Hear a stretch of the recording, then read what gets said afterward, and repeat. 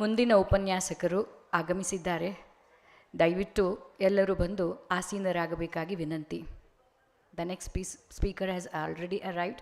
We request all of you to take your seat, please.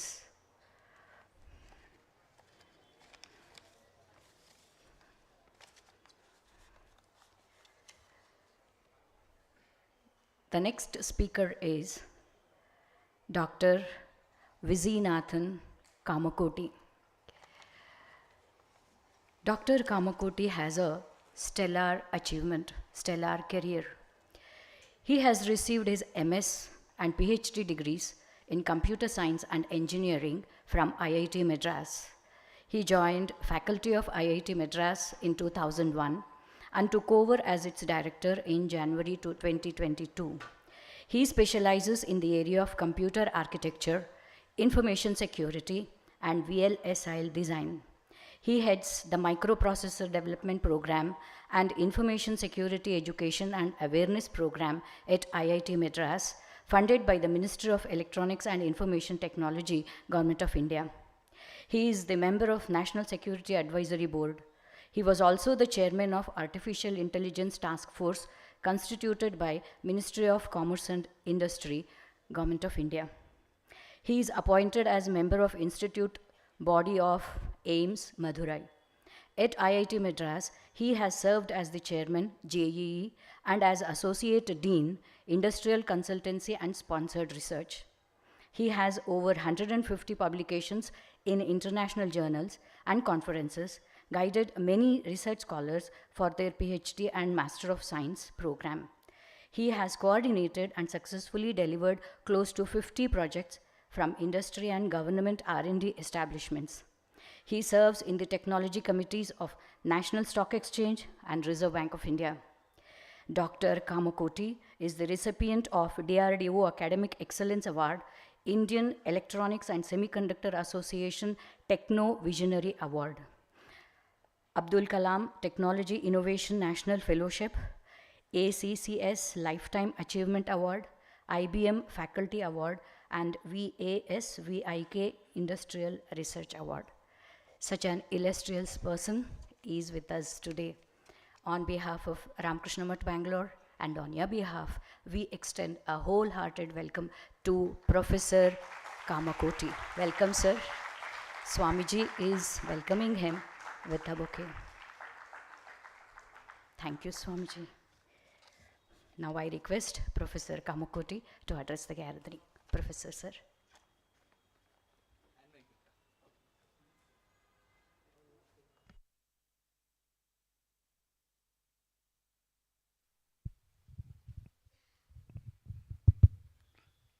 So friends, very good morning. Thank you. So the topic of my lecture is Viksit Bharat 2047. Friends, 2047 is very important for us. We will be celebrating the 100th year of independence. And what does it mean to India? Friends, if you look at the past history,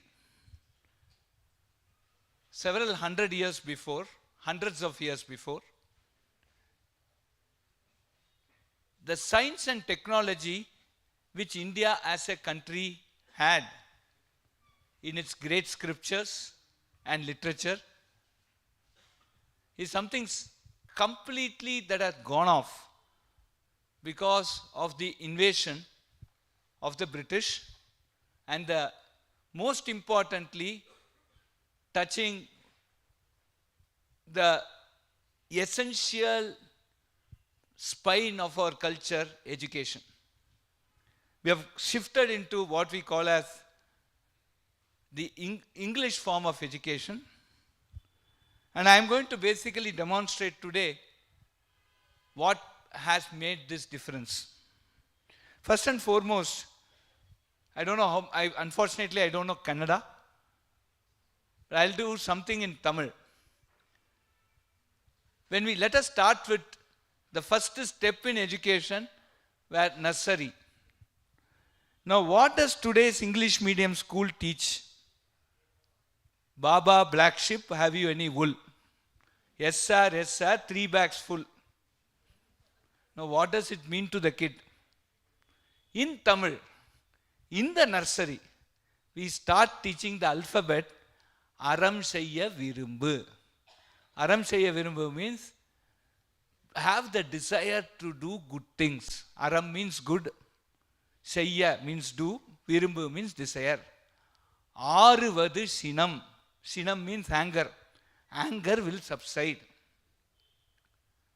Ayyamuttu un. Un means sapad. Ayyamuttu means prostrate. Please thank God before eating food. This is what we teach in nursery. Now compare it with Baba, black sheep, have you any wool? Now you see where the difference comes. There were days when an Indian goes to a court and says something, they never ask for any witness, because they speak only the truth. Right? Only, I think somebody started clapping, you should clap for it. Okay?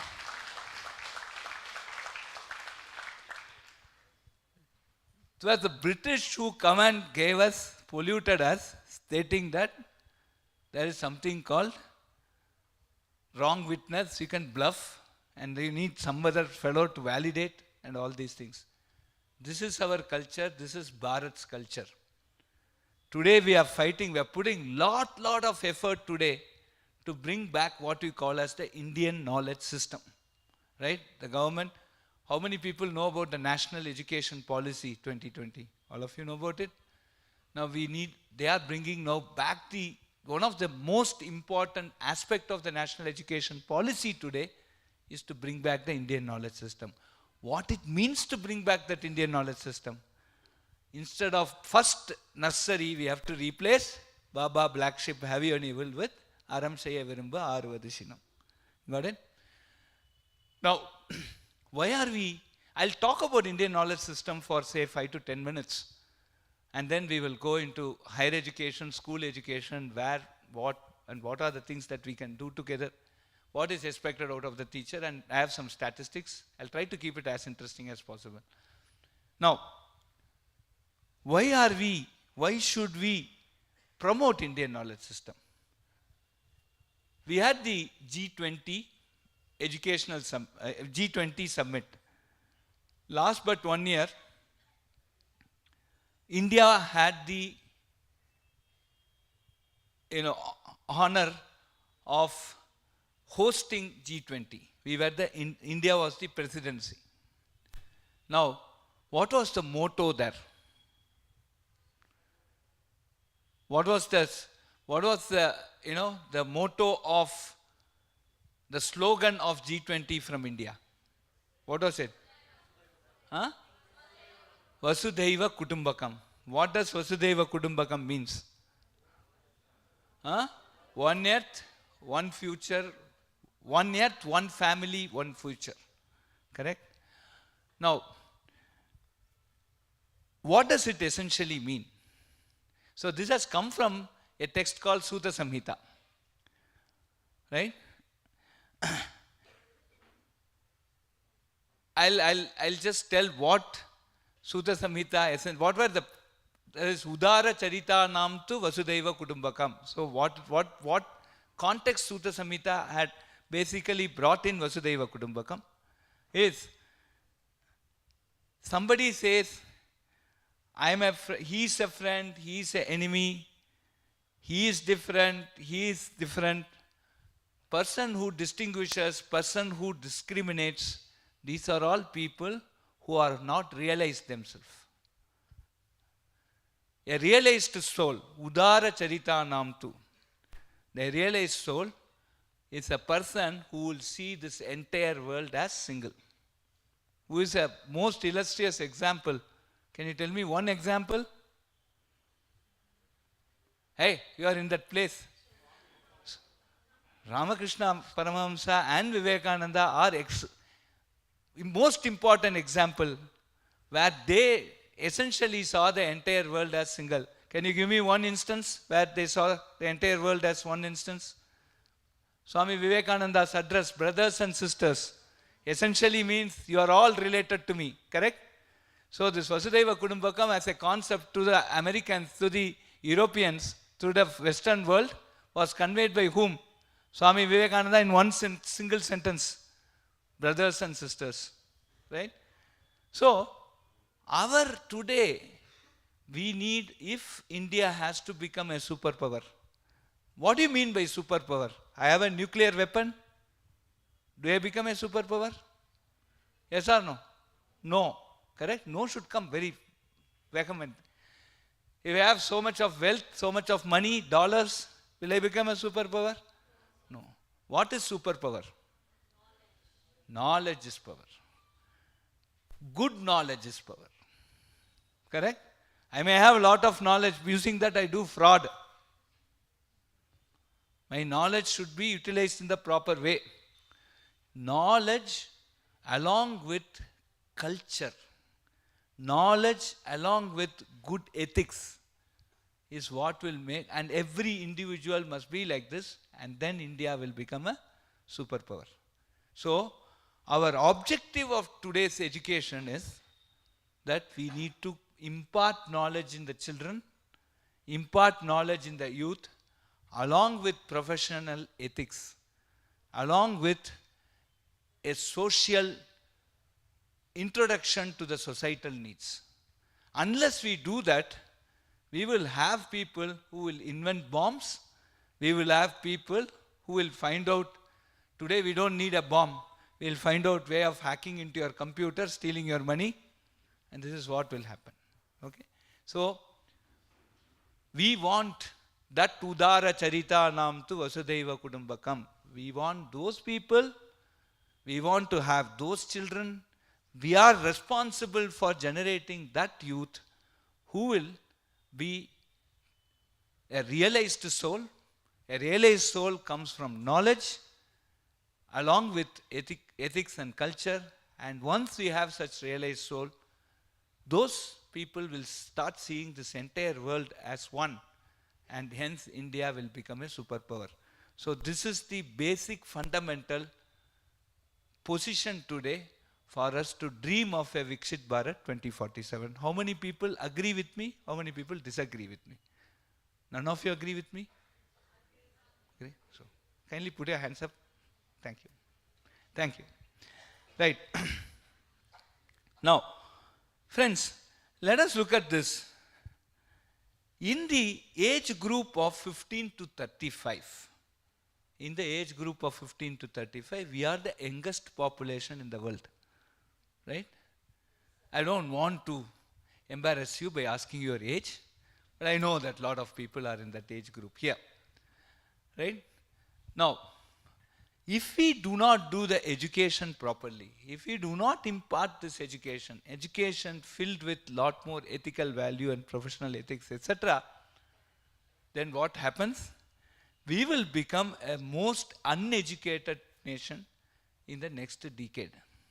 And that will have its own social repercussions, that will have its own societal imbalance, societal unrest, and many things. We are seeing such things in other part of the world. Right? So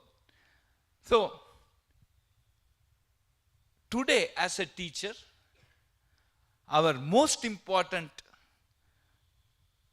I may even call it as a national emergency today, our most important act is to start imparting an education that is completely covered with the Indian way, Indian culture, Indian ethics that is much suited for our country, and we need to generate that type of individuals. And that is the most important agenda in front of every teacher today. I hear that there are teachers, college professors, plus people who are doing your B.Ed program. Very, very important that we start looking at this in a very great detail, minute detail, and try to implement it as rigorous as possible. So, now, let us start with some statistics. You know, I come from an institution named IIT Madras. Indian Institute of Technology Madras has been rated as the #1 institution in the country in National Institutional Ranking Framework for 8 years consecutively. Last year, when the results were announced, I went and got an award from the education minister.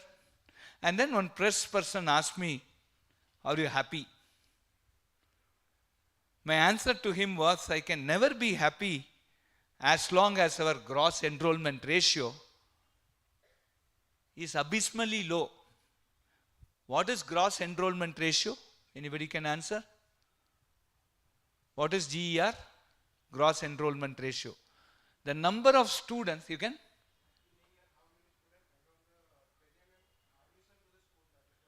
Yeah. So now we are talking about gross enrollment ratio from 12th standard to higher education.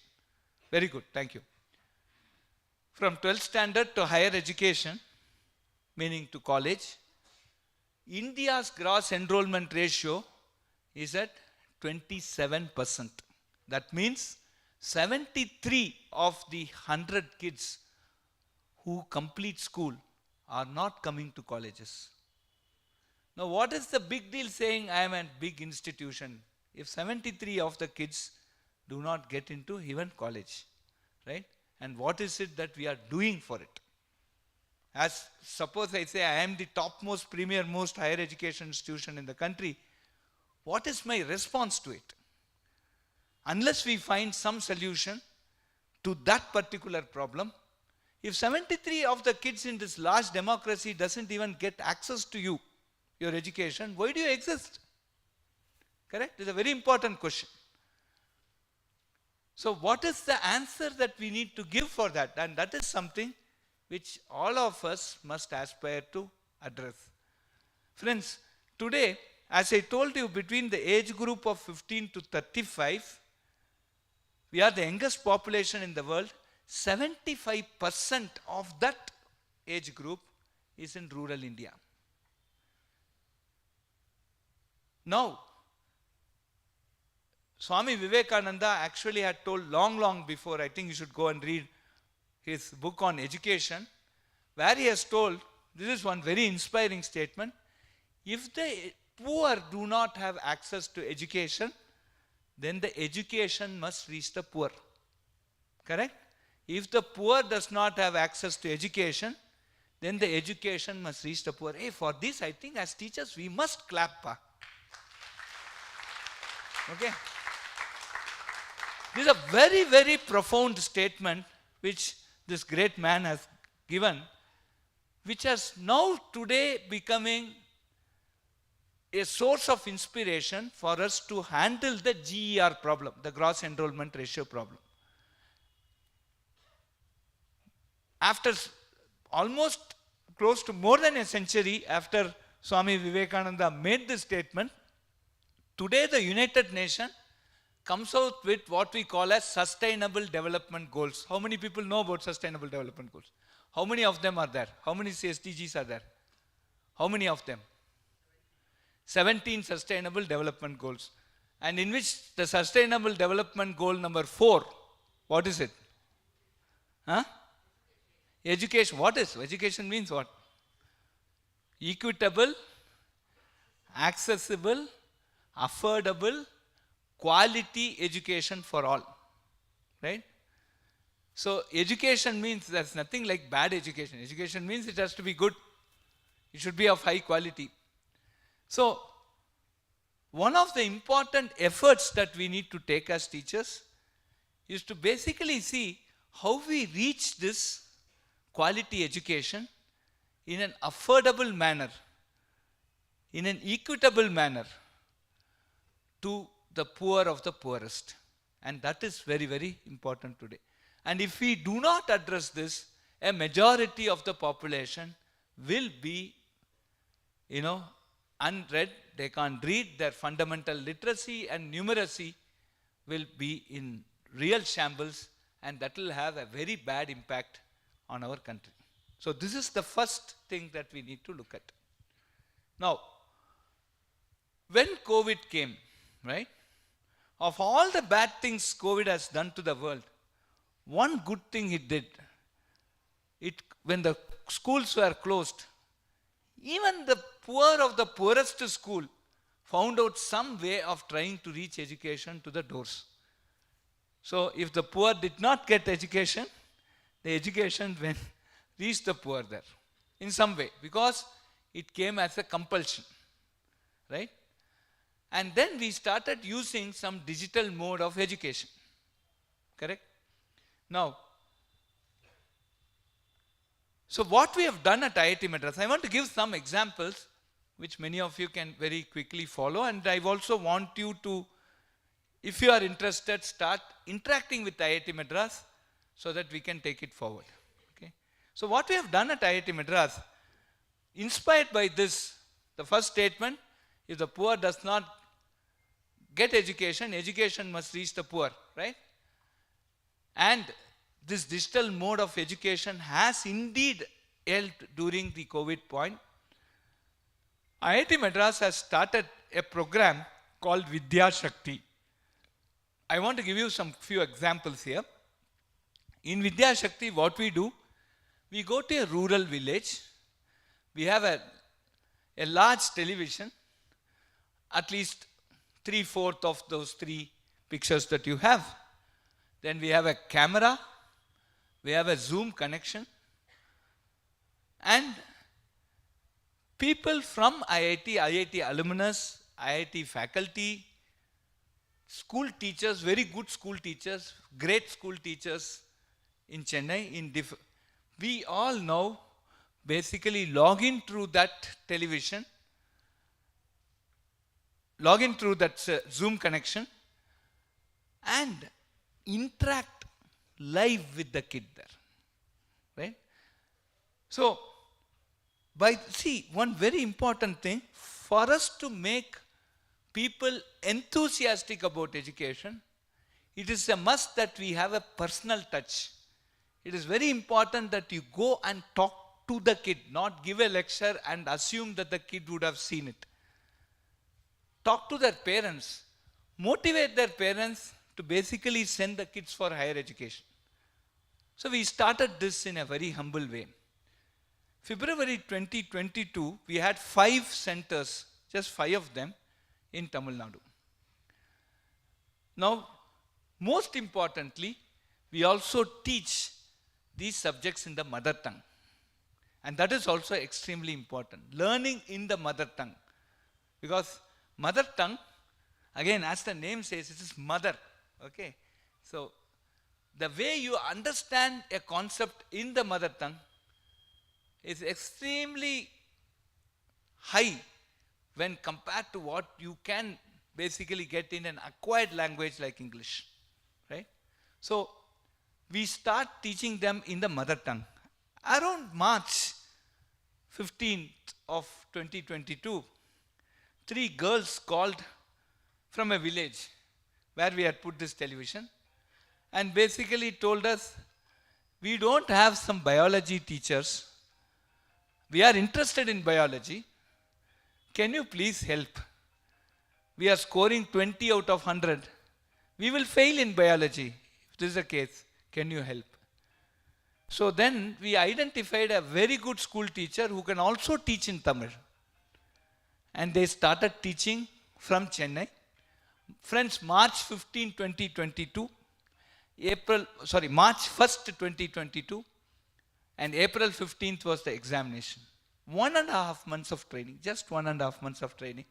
All the 3 kids got more than 90 out of 100.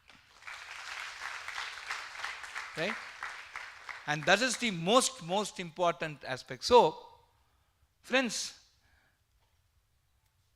if given an opportunity, no kid is going to fail. Got it? So, the most important aspect is that we have to democratize this opportunity. Moment you give this opportunity, you bring the intelligence out of that kid. Correct? This was a very interesting point for us.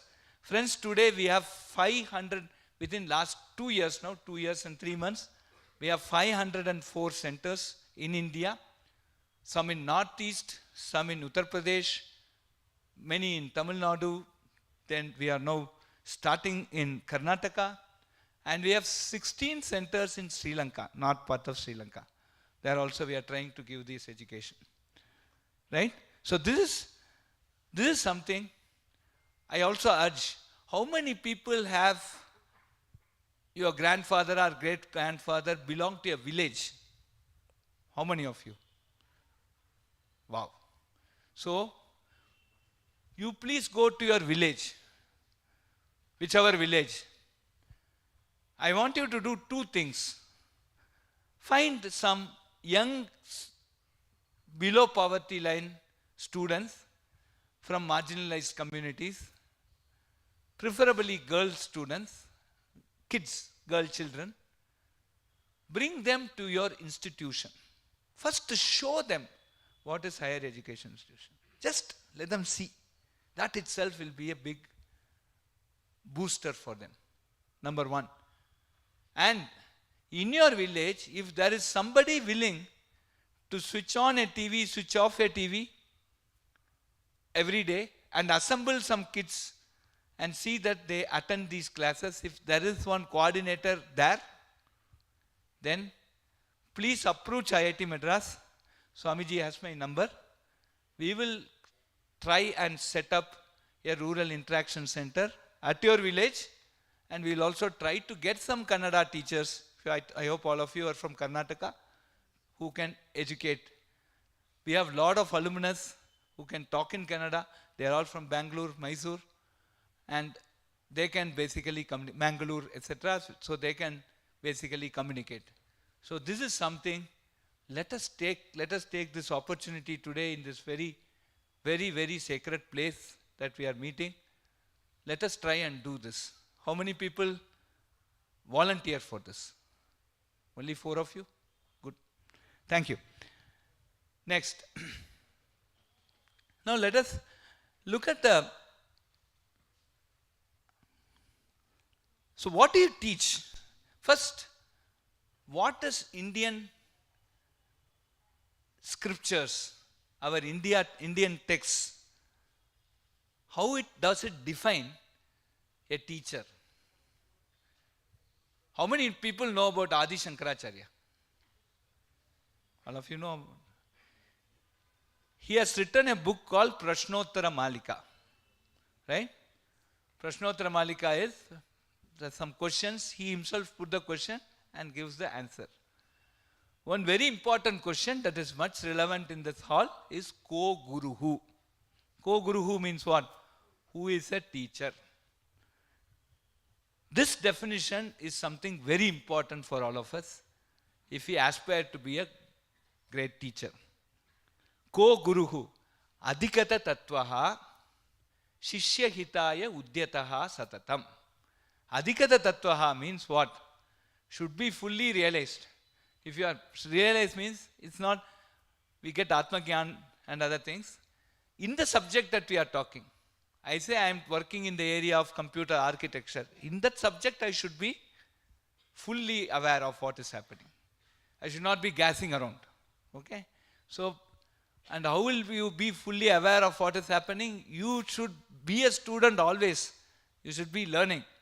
In Tamil we have Kattrathu Kallalavu, Kalladadu Ulagalavu. What you have learnt is like a small piece of stone. What you have not learnt is this entire universe. Okay?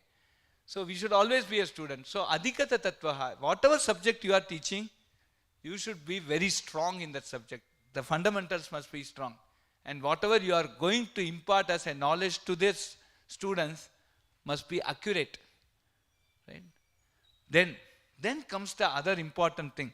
Shishya Hitaya Udyataha Satatam. I always must keep the student's point of view first.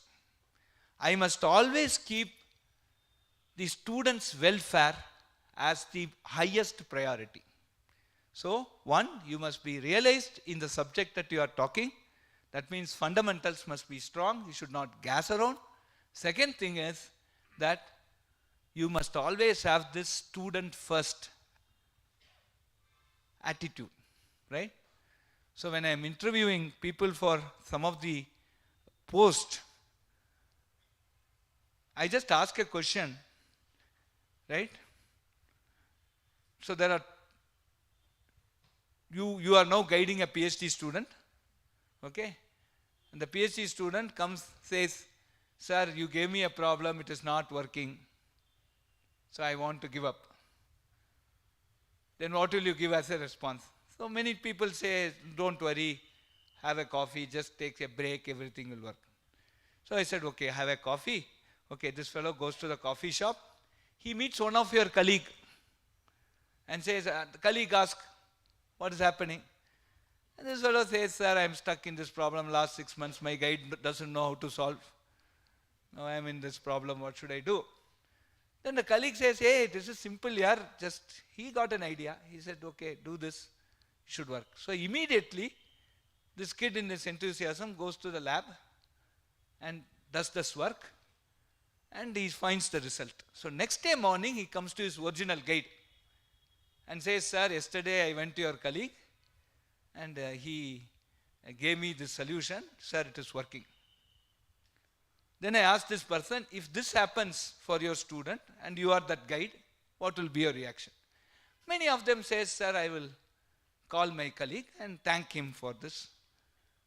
Only 60% says that. The 40% doesn't even have the courtesy to thank the other fellow who has helped. This is what education has taught. It's typically Western education. It is very, that's what I was telling Swamiji.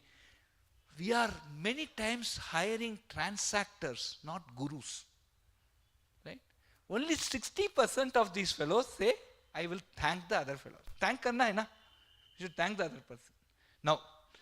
Now the next question I ask them, suppose the other person who has helped, what next? So we'll say we'll write a paper, research paper. Now the other person who has helped says that I need to be the corresponding author of the paper. I don't mind putting your name, but I will be the corresponding author. The person who has solved this problem, because I gave you the solution. What will be your reaction? Right? Now he says, no, I don't think I will now evaluate. I said every second in this interview is essentially 1 week for your student. Okay, start now. I start counting 1, 2, 3. It goes on till 40, 45. Still that fellow still stays, I'll be negotiating with him, I will complain, this is not ethical, all nonsense. But ultimately, this person doesn't realize that that student is suffering. You got it? Because student's thesis, his paper is not going out. You and your colleague are fighting. Okay? And you don't even, just to give a sense of time there, I was counting, every tick is 1 week for your student. Now it is 45. 45 weeks is what? More than 8 months, 10 months, right? Doesn't go. This is what we should, you are going to write hundreds of papers in life. Ek paper mein kya ho jayega? One paper, what will happen? Give it. Right? That attitude is what a teacher must have today. So that is what Adi Shankara has told, Ko Guruhu Adhigata Tattvaha Shishya Hitaya Udyataha Satatam. If you had kept your student's career in mind, you would not have cared for that paper. I'll write hundreds of paper. Yeah, take, go, chal. That is what we should get. So, there is a Vidura asked Krishna, like Krishna was preparing to go to Vaikunta after all Mahabharata and everything. That time Vidura asked Krishna, say, please give me some jnana, please give me some upadesha. Right? Please advise me. So Krishna asked, you ask me some question, I will answer. So Vidura asked, Ka dakshina, what can I give to the world? Ka dakshina. Krishna just responded, Jnanopadesha. Give knowledge. Only one single sentence. We should all be such type of teachers who are very willing to share our knowledge, not hide something. We are not doing business. Unfortunately, in this Kali Yuga, except for institutions like Ramakrishna Math, where we run school, we have homes, all these things, many other places, education has become a business. Even in higher education institution, premier institution, people just quarrel for this paper, this patent, all this nonsense. Where is India today? Right? We are a country where we took pride in sharing our knowledge for free. We always said this knowledge belonged to God. We are not owners of anything. And these are some things which we must instill in our children. First, we must be like that, and we must instill in our children so that they all become that Udara Charita Nam tu Vasudhaiva Kudumbakam. Did I make sense? Do you agree with me? Thank you. Next.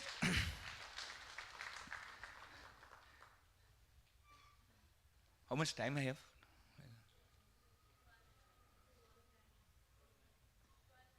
How much time I am? Huh? I have 20 minutes? Okay. I'll talk for another 5 to 7 minutes and then we'll open for questions. Please ask me questions. As a professor, I love answering questions. Okay? Right. So, the next aspect that we need to tell people today, this is my Guru Kanchi Paramacharya told my father, and my father told me this. When you go towards the sun, right?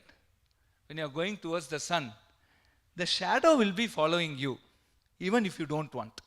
So I'm moving towards that light, the shadow is coming me. I say, stop, stop, stop. It's not stopping, it's coming with me. Similarly, if you go towards a noble goal, right? If you go towards a noble goal, money, fame, and power will keep following you, even if you don't want. Like how shadow, no, it says stop, stop, no, it's coming. Hey, stop, no, it's not stopping. Similarly, money, fame, and power will keep coming even if you don't want.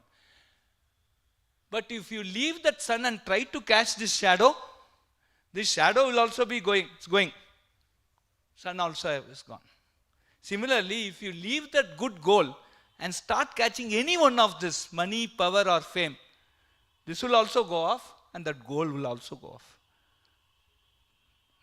So what we must tell the students today is, don't go after fame, don't go after money, don't go after power. Have a noble goal in life. And if you go towards that noble goal, these three will come even if you don't want. Okay? Even if you don't want, this will come behind you. This is something we must tell. And why I am telling this today is because all decisions the kid makes, the parent of that kids make. And very jovially, I went to one of the NITs. That day there was counseling was happening. Lot of crowd. Some 700, 800 people are joining, some 5,000 people are there. I asked that fellow, why so much crowd? Sir, every kid has come with two parents. I didn't understand what two parents means, maybe father and mother. But then only I understood, in some part of our country, the prospective mother-in-law, father-in-law also has come. And they are now responsible for the education. And they decide where you should go. So by something, they land up with, according to our statistics, land up with something like, say, naval architecture. Immediately after that kid finishes naval architecture, they put them on MBA. And they want to get into some high frequency trading, some IT, AI, ML job. Right? And this kid neither is a good naval architect, nor a good IT engineer, and does something totally uninteresting, no use to the country, and finally, probably earns money, doesn't do any extra exercise, sits in the house, by 50 they get diabetes and pay for that. All the money they earn, they put it on insulin. Okay, so this is what is the world that is happening. And that is what will happen if you go behind money. And this is driven more by the parents. Right? Today, this is what I can see, I am seeing in IIT. Right? We must start doing something for the nation. That goal that we have, let us start serving the nation. Today, friends, today you and me are talking without a mask because of what? Because of what? Vaccine. Right? Who invented this vaccine? Computer scientist or biological scientist? In my list, I have a BS in biological sciences and a BTech in computer science. If you see the choice list of my student, BS biological science will be the last choice. But that has saved our country. You got my point? Right? This is something. And why people are still going for that computer? I know people who go to some NITs for computer science, not joining our biological sciences. Why? Because computer science gives you quick money. Till you are 30, why do you need more than 50,000 rupees a month? Tell me. Why do you need? Today I am 55 years old. My wife makes excellent chapatis. Excellent chapatis. But if I eat more than two I eat the night. One more, let me eat. That's how I get into gastritis. So the money I am earning is only worth the 2 chapatis that I can eat in the night. Correct? Why? In our civil engineering department, 120 people did BTech civil. 5 of them continue to be in civil. 105 of them, 115 of them went for high frequency trading. Today now when we construct building, how many bridges are falling? You know? Reason is what? Not government. The craze for money, the greed for money. Today we have buildings, when it becomes cloudy, it is leaking. Right? It need not even rain. Why? Because of people, strong engineers are not coming. They want to go into anything that gives them quick money. So this is something, teachers, it is our duty to tell, do not do something for the sake of fame, money or power. Please do something that will bring this country to a good shape. Today, country's multi-trillion economy is surely based on infrastructure. We need to put kilometers and kilometers of road. We need to bring lakhs and lakhs of toilets, crores and crores of houses. We need to build. If the country has to become a great country. Infrastructure needs civil engineer. Infrastructure needs aerospace engineers. Infrastructure needs mechanical engineers. Infrastructure needs medical engineers today. Engineering people who understand medicine. So, this is something that we must instill in the kid, and that is something fundamental for us to put ethics into their mind. Okay? So, this is all what we need to do for building a Viksit Bharat. And the very, very long journey, but we must take very simple, short steps. But every step we must take extreme care so that generations of students who are going to come will be a true patriot, a true nationalist, a true Vivekananda. Right? I think that is very, very important. Now, having come here, I must also talk about where technology is going.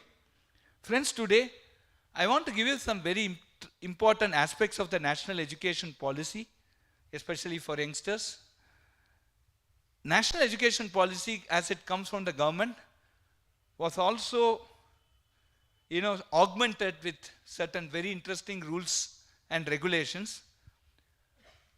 One of the interesting order that has come today from the University Grants Commission. How many people know about UGC? All of you know? Good. Right. Is that you can do 2 degrees at the same time. Right? Provided timetables don't clash. How many of you are aware of this? Okay? You're not aware of this? You're not aware of it. Now you are aware, no? Now you put your hands. Okay, sure. Right. So, what does it mean? That when I do some course, I should also do some augmenting course which will help me in a big way.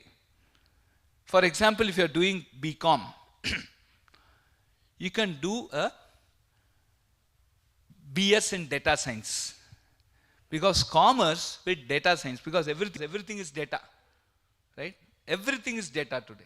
Whether it's law, whether it is, if you see some of this, how many people were following the NEET order? There's a NEET re-examination in Supreme Court. How many people were looking at it? Right? And what was the final order based on data? They looked at data to tell that there is no mass malpractice. So everything today, even from legal cases, solving legal cases to making business decisions, everything is data. So any student, anybody who's doing any course today, whether it's in mechanical or civil or naval architecture or any course, must have a good grounding in data science. Right? This is one advice I give, especially teachers. You should have a good way of analyzing data, even if you want to evaluate the performance of the kids in your school or in your college. As teachers, you need a good grasp of data.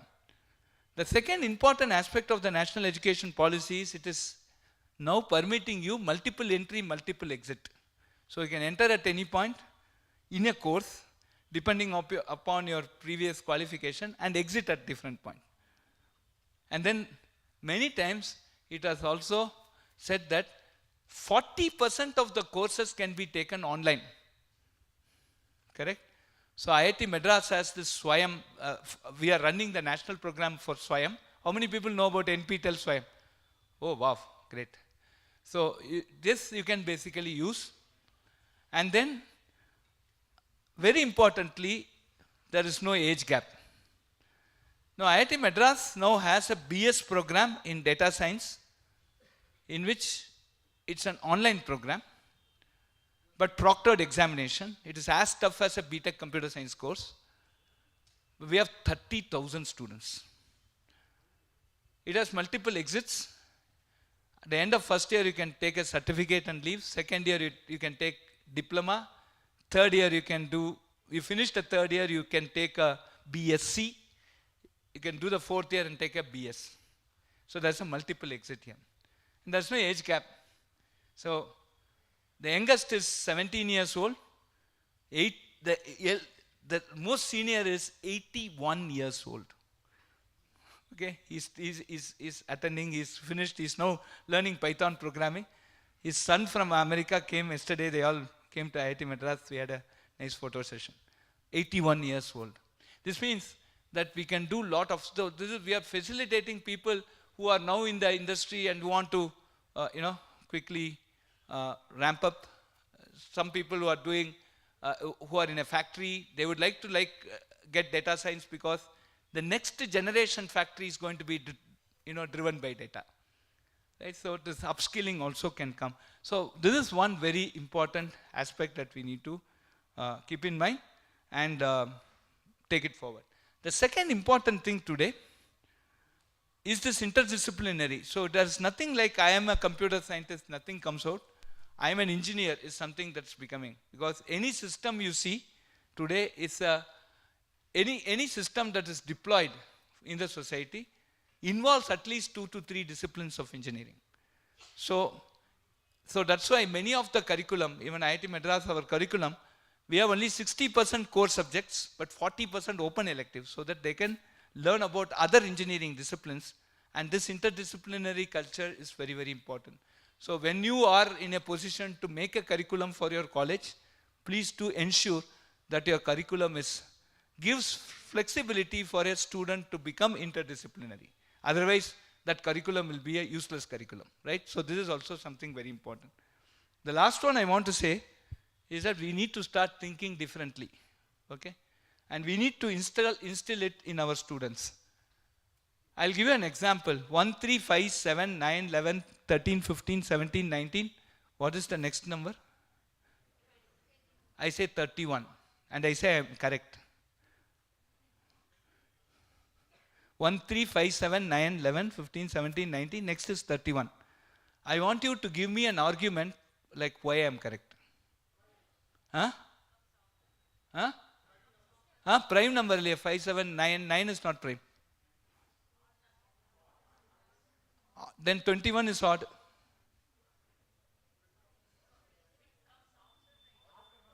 After 19, 21 is odd. Huh? No, but you should give me an argument. Say, 1, 3, 5, 7, 9, 11, 13, 15, 17, 19, we have difference of 2. But now I am saying 31. You should give me an argument that is valid for the entire sequence. 1, 3, 5, 7, 9, 11, 13, 15, 17, 19, 31. You should give me an argument which is true for this entire sequence. Huh? No, but you should have, why it's a sequence? Sequence should follow some property, no? Some common feature. 1, 3, 5, 7, 9, 11, 13, 15, 17, 19, 21 is a sequence because it's an arithmetic progression. There is some binding factor here. Similarly, 1, 3, 5, 7, 9, 11, 13, 15, 17, 19, 31 should also have some binding property there. About the digits or about this. Can you give me an answer?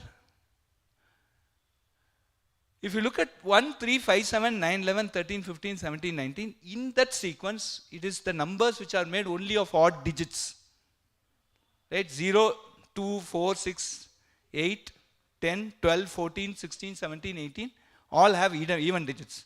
So I have taken a sequence which is made only of odd digits. After 19, the next number which is made only of odd digit is 31 because 20 to 29 has 2 and 30 has 0. So I have a common property here, right? So this is another way of looking at it. So 31 can also be argued to be a part of a sequence because it follows a property, right? Right? So this is what we call as out of the box thinking. And in Tamil we have a saying, Anjila valayadhu, Ambadula valayadhu. A habit that you don't inculcate. See, till 49th year, 364th day, you get up at 10 o'clock in the morning. 50th birthday, you want to get up at 4 o'clock, you cannot. So whatever habit you inculcate at the age of 5 is what will come till end. So 5th standard, you should start. Many of you would have children. Many of you will have grandchildren. So please start at the age of 5. Or 5th standard, it should be 10, 11, and around that. We have now launched a course called Out of the Box Thinking through Mathematics. Please go and Google, you'll get it. It's a free course. It's 4 levels, level 1, level 2, level 3, level 4. Each is 20 hours. Level 1 and level 2 are 20 hours. Level 3 and level 4 are 30 hours. So totally 100 hours that kid can do any time between 5th to 12th standard. Even you can do. You also need it. This will instill a way of thinking differently. Right? Because everybody wants your child to be different. But you teach the same mathematics, same physics, same chemistry. How will they become different? Right? If the input is same, the output will also be same. So we need to give an opportunity for the kid to think differently. Creativity is very important, and the easiest way of instilling this is through mathematics. That's why we call mathematics as the queen of sciences. We don't call chemistry and physics as queen. Okay? We call mathematics the queen of sciences. So please look at out of the box thinking. You do. Ask your father, mother also to do. Ask your child also to start doing if they are at 5th standard. 20 hours is nothing, right? The WhatsApp time will go off. It flies innocent time. So 20 hours in 5th, 6th standard, totally 100 hours over 5 years is what you need to spend. But then there is a proctored examination. They can come and write the examination. If you want to write the examination, it's a simple fee, around 700 or 500 rupees you need to pay. And it's just basically the examination center charge. And you get a certificate. But the moment you do this, you will start looking at how many people did MPC in plus 2? Maths, Physics, Chemistry in plus 2. And all of you have done this chapter, the draconian chapter called conics. You remember or not? Conics, you forgot. Okay, good. Okay. Right? Remember all the formulas of cone, cylinder, all nonsense, right? Now, out of the box will give you a way by which you don't need to memorize all those. I still remember mugging up 140 formulas. My daughter told she mugged up around 250. Syllabus got increased over 20 years. Without mugging up all these formulas, you can start answering questions. And that is how you get interested in mathematics. Otherwise, mathematics is scare for the children. Today, Ayo Max, I know, even in my days, there's a Ganapati in front of my school. For a normal exam, I do 8 Pradakshinam. For max, I do 108. Okay? This scare should go. So out of the box thinking is very, very important. I suggest you take it. So I hope I conveyed something sensible. I hope all of you were laughing, clapping. I think you all enjoyed. Thank you very much. And now I'll open for questions. I'll at least take some 4 or 5 questions. I'll be very happy. I've come all the way from Chennai. So please ask me some questions. Thank you.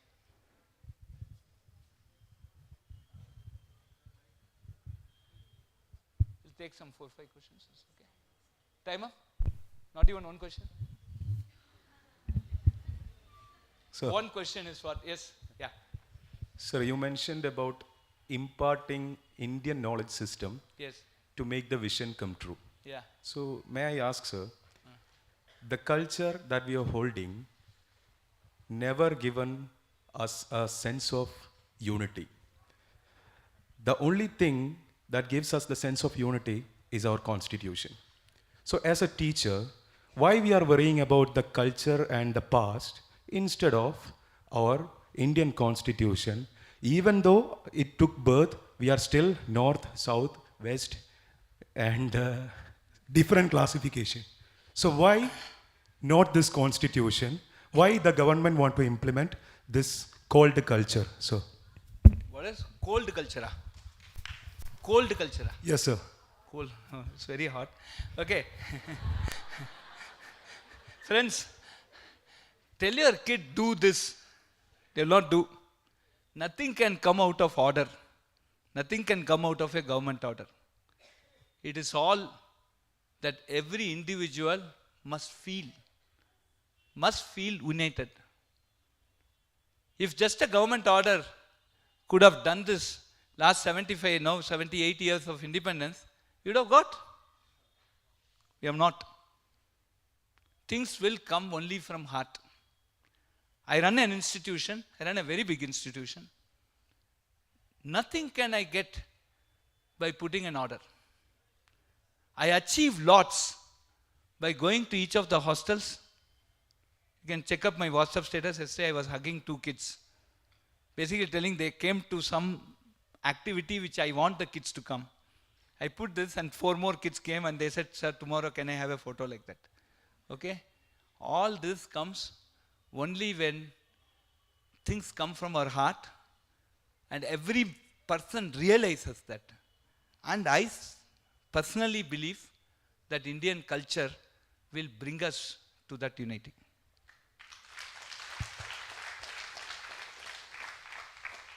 I think time up, though I would love to answer, but we are going out of time. Thank you very much.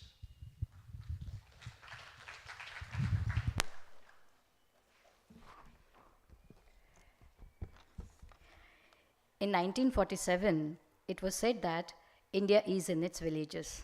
But now another sentence is added, India is in its classrooms. And our premier institutions like IITs have a huge responsibility in shaping this India.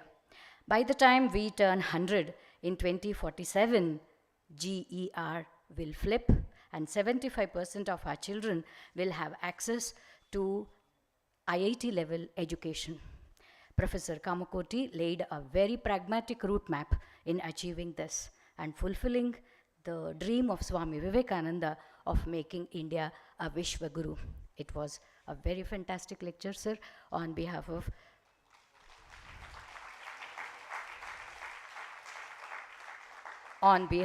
Ramakrishna Math Bangalore and on your behalf, we wholeheartedly thank Professor Kamakoti. And Pujya Swami Nitya Sanji Maharaj is thanking Professor Kamakoti. Thank you, sir.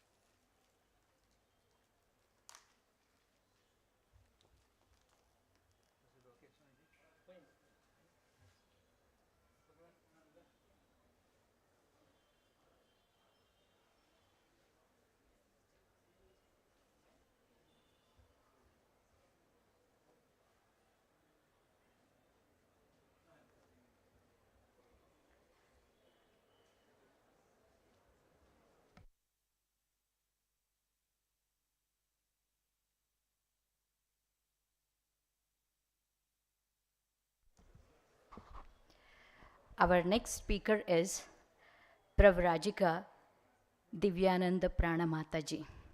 I request Mataji to come to the dais.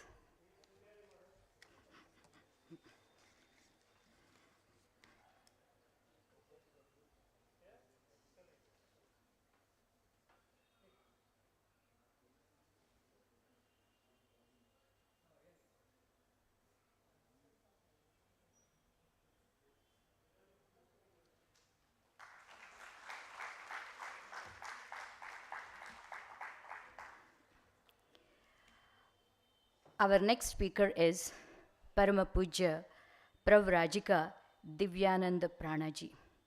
She is a monastic member of Sri Sharda Math and is currently the editor of the English journal Samvit, published in New Delhi. She has been a principal of Nivedita Vidya Mandira School from 2014 to 2019.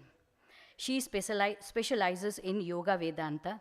In addition to studying Ramakrishna Vivekananda literature, she has extensively studied the Yoga Vedanta texts based on these twin philosophies, which include the Patanjali's Yoga Sutras, Raja Yoga, Upanishads, and Prakarana Granthas, that is, auxiliary scriptures of Vedanta like Vedanta Sara, Viveka Chudamani, etc., along with their commentaries. A gold medalist and a topper, Pravrajika Divyananda Pranaji has a unique combination of knowledge in the conventional sciences and traditional yogic and Vedantic texts. Pravrajika Divyananda Pranaji has been lecturing all over India since 2010, including at the Institute of Technology campuses in Madras, Delhi, Kharagpur, Mumbai, and Kanpur. Indian Institute of Science, Bangalore, Delhi University, Vivekananda International Center, Ramakrishna Mission, engineering and medical colleges in Mumbai, Pune, and Kolkata, and sometimes in schools as well. She offers courses on Yoga Vedanta every semester at IIT Delhi. She has traveled to hold classes and deliver lectures in South Africa at Cape Town, Durban, Ladysmith, and KwaZulu-Natal University, among other places. Subsequently, she traveled to Ireland, Britain, UAE, and recently to Canada for talks, lectures, and scriptural discussions. She has spoken at Imperial College and Logan Hall, London University in 2013. In May 2018, she was in Toronto, Ottawa, Halifax, and Nova Scotia, where she gave a number of talks on self-knowledge, exploring the subjective sciences, and finding the interface between subjective objective sciences. She has extensively traveled in the US and addressed Vedanta societies of Iowa, Washington, D.C., and so on. Purdue University hosted her talk on mind management recently. And Pujya Mataji is with us today. On behalf of Ramakrishna Math Bangalore and on your behalf, I wholeheartedly welcome Parama Pujya Pravrajika Divyananda Pranaji. Welcome, Mataji.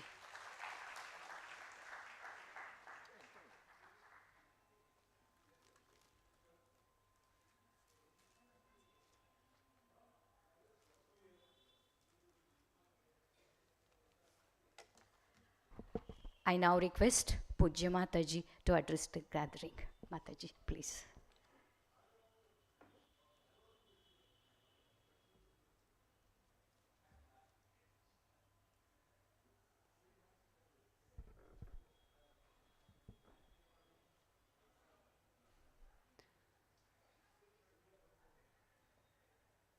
Om Namah Shri Atirajaya Vivekananda Suraye Satchit Sukha Swarupaya Swamine Tapaharane Om Jananim Sharadam Devim Ramakrishnam Jagadgurum Padapadme Tayo Shritva Pranamami Muhur Muhur. My pranams at the feet of Maharajs, Matajis, and Namaste to all of you. Some of you may be thinking, oh, a Mataji, then she will start talking Vedanta. Don't worry, I'm only going to discuss some ideas on education, which will help all of you. And I will also discuss that particular component which many of you as teachers have questions about. Can Indian knowledge systems, what difference do they make anyway?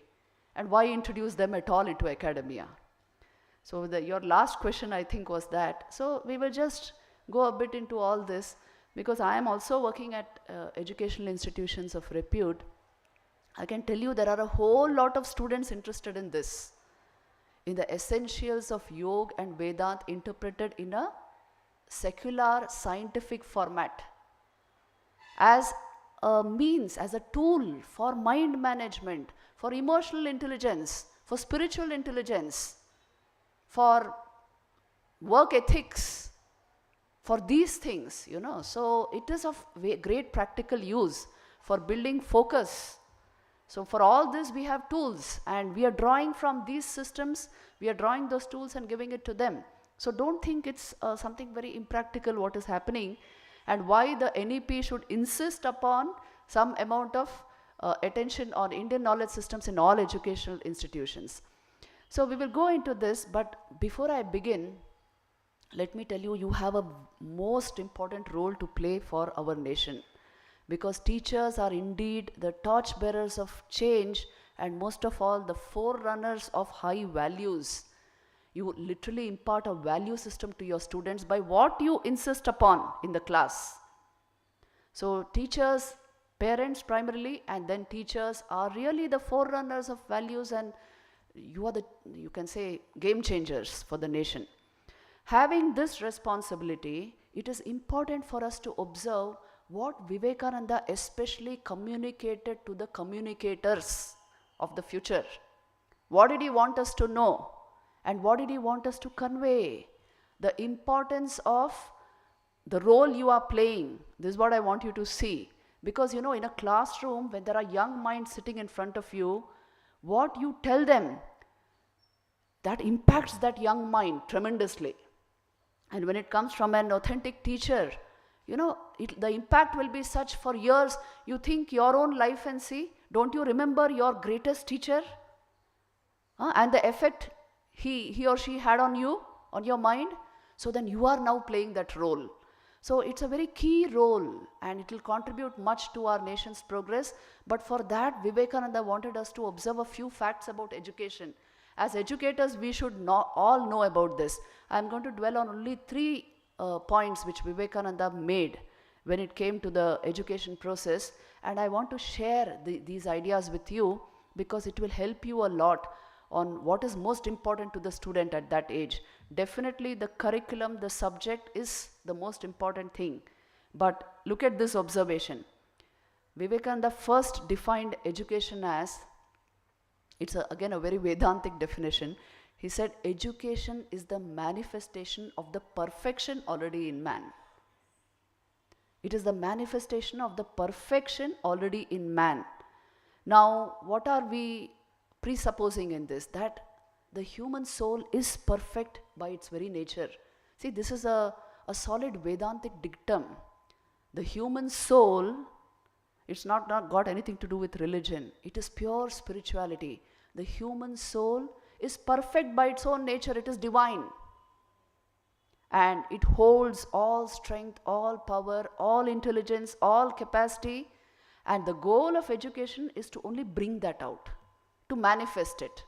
So then the role of the teacher becomes, in Vivekananda's own words, to remove obstacles on the way and allow that inner energy to just manifest.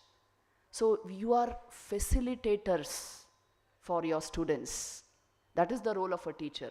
You facilitate the coming out of knowledge which is already there, and you direct the student's mind towards that knowledge so that he unfolds it in his life. So this, giving this idea primarily to the student, that within you, you already have it perfect within you. You just have to bring it out. This is a very key factor in education. Do you know that? That is why I'm telling you, Indian knowledge systems are primarily giving you this idea that the inherent potency of the human soul is such, the student can acquire anything, any form of knowledge if he only trains his mind. Knowledge does not come from outside. It unfolds from within. What do you do from the outside? You enable the manifestation of knowledge from within. So concentration of mind, bringing mind into complete focus, developing intelligence by making the student deeply aware within himself, all these are part and parcel of Indian knowledge systems.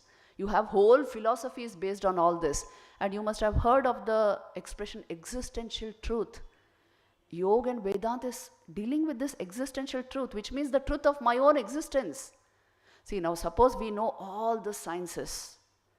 We know everything that there is to know in the universe. You see, even at 81, people are opting for so many types of courses. If I know everything about the external world, but I don't know who I am, ನಾನು ಯಾರು ಅಂತಾನೆ ಗೊತ್ತಿಲ್ಲ, ಮಿಕ್ಕಿದೆಲ್ಲ ಗೊತ್ತಿದೆ. Will it make any sense? Tell me. That is why the importance of bringing Indian knowledge systems. That is why the importance of bringing some amount of yoga and Vedanta, so that I have a good understanding of myself and how I function. I have a good understanding of my own mind. I have a good understanding of what constitutes the human personality. And I have a hold over my mind, on my intellectual and emotional energies. So if I function properly, with this knowledge, automatically the external world will work for me. This is a huge law. If my mind is very positive and radiant with knowledge, I will be able to transmit that knowledge. The whole universe will work for me. But if I myself am messed up from within myself, and in how many ways we can mess up with our minds, then I cannot impart anything. Because we actually impart our influence, our energy, our positivity, our inner radiance. So if that has not come into manifestation, we will not be able to connect with the deepest aspects of the student also. And that is why you see this kind of a definition is there. Let the student learn something about what we call self-knowledge. Knowledge about one's own being. You see, this is what the Upanishads are about. Knowing who I am first and how I function through this body-mind complex. So isn't this knowledge important? Tell me. Or is there still people who will say, no, not at all important. It's abstruse. It's philosophical. And it's not practical. It's the most practical thing because, you get all knowledge only through the mind. If I don't have enough knowledge of mind will obstruct the gaining of knowledge in various ways. So that is why self-knowledge is very, very important to the entire educational process. And the whole of Indian knowledge systems is actually concentrating on that aspect. Atmanam Vidhi was the dictum in the Vedic age, which means know yourself first, then you know the world. First you should know yourself, who you are. And with this comes a huge component of what is called subjective science today. The science of consciousness actually interfaces with consciousness studies, psychology, contemplative psychology, and cognitive sciences. It interfaces all this. It contributes to all this. And that is why this chunk of knowledge is very important. Don't discount it. No matter where we belong, what we are teaching, a certain amount of self-knowledge is important, mandatory to all, one and all. There is this beautiful story in our Chandogya Upanishad. It's a story of Shvetaketu. And he learns something very, very subtle but profound from his teacher, who also happens to be his father. The sage Uddalak imparts a certain amount of knowledge to this boy, Shvetaketu. We will just try to see what that knowledge is. So it will help us understand this definition of Swamiji, Swami Vivekananda. The story goes that this boy, Shvetaketu, was a very bright child. So the father sent him to another rishi to get educated.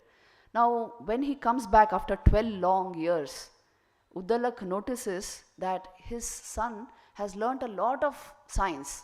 Whatever was available at that time, he's learnt all that, but he has become arrogant. Vidya dadati vinayam, isn't it? Vinayat yati patratam. But this boy is not at all Vinayshil, he is arrogant and he thinks too much of himself. See, these are all the obstacles the mind can create towards real knowledge. And so then the Rishi calls him to him and says, look, my son, you have known a whole lot of subjects, but do you know that knowing which you know what everything is made up of? Do you know that one single substance, knowing which you will know everything about this world of manifestation? And then Shvetaketu says, what is that? I have never heard of anything like that. And then the father picks up a clod of clay in his hand and says, see, just like how by knowing this clay, I can know everything that can be made out of clay. A pot, a ladle, a jar. So like that, there is one substance in this universe, knowing which you can know everything else in the universe, not particularly, but in a general way, because it is a manifestation of that clay. You can know it like that. So first, get to know this, get self-knowledge. This is shining in your own heart as the Atman, as the self. You are that, O Shvetaketu. Tattvamasi Shvetaketu. You are that. So first know what this self is. And then he gives the example of, you see, a pot. And says, just like how a pot is nothing apart from clay. You see, there's nothing called potness. It is clay in a particular form and function that you are calling pot. Just like that, there is nothing apart from the self. It is in consciousness that an object becomes perceptible. It is in consciousness that you get knowledge. It is through consciousness alone that you are able to garner knowledge of different subjects. Just like that, there is one substance, consciousness, which must rivet your attention. Everything else is a manifestation from that. Just like how a pot, a ladle, a jar, all are manifestations of that clay. Yes, modifications of that clay with a different name, different form, different function. So also all sciences emerge from this science of consciousness. Brahma Vidya Sarva Vidya Pratishtham. Mundakopanishad says, this is the source of every other science. Because tell me, don't you do all your science, all your teaching, research, everything through your consciousness? So some idea of this, some information about this, paying attention to this becomes very, very important. And that is why this insistence on self-knowledge. If you empower the student with self-knowledge first, any other science he will pick up just like that. And every other science will become relevant. Illadre yenagate, after some time, the mind will get bored with whatever you are studying. The mind will go into different phases. If I cannot manage mind itself, no other science I will be able to do justice to. But if I can have self-knowledge first, every other science, you will become an original researcher in that branch of science. So that is why this was always insisted upon as primary to the educational process. So a little bit of sensitivity towards this is what I would ask from all of you. As a teacher, let us respect self-knowledge from whichever source it comes, whether it is the Upanishad, whether it is some other scripture, whether it is the Bhagavad Gita, whether it is the Bible. Every religion has tried to give us true knowledge, and we can draw something from it. We can draw something very substantial and deep from it, and enable our mind to grasp every other form of knowledge. So for teachers then, this sensitivity is very important. Another beautiful definition of education which Vivekananda gave, you see, he says the training by which the current and expression of will are brought under control and become fruitful. That is education. So the willpower of the student, they are bubbling with energy, as you know. Their willpower to guide it towards something very noble, something very high. This is one of the primary purposes of education. To arouse their energies towards something really valuable. This will only happen if the teacher himself is idealistic. Then you can guide the wills of the students towards the greater good. Otherwise, education will become about money making, and the student also will do that only. Mainly it will be about money making, and it's a transaction, as the Professor Kamkoti ji said. It's just a transaction, that's all. It will lose its sanctity. This knowledge was always considered sacred in this tradition for the simple reason, sa vidya ya vimuktaye. It liberates the mind. And that's why it should be given for its own sake. Athara namda ideal ittu. So that is why an idealistic frame of mind which believes in the sanctity of knowledge and the need to turn the will towards universal good, global good, that is very important. It's important to impart that to the student. That is why, in all the courses which we have done at IITs, we always install, they are all credit courses, electives, open electives, but they have a huge component in the practical of Karma Yoga. In some way, the course should build you towards community development. Very, very important. No use getting so much of information into your head which you cannot apply.